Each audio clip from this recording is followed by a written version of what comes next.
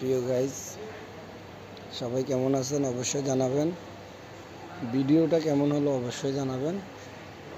আর অবশ্যই সবাই ভালোবাসা দিবেন।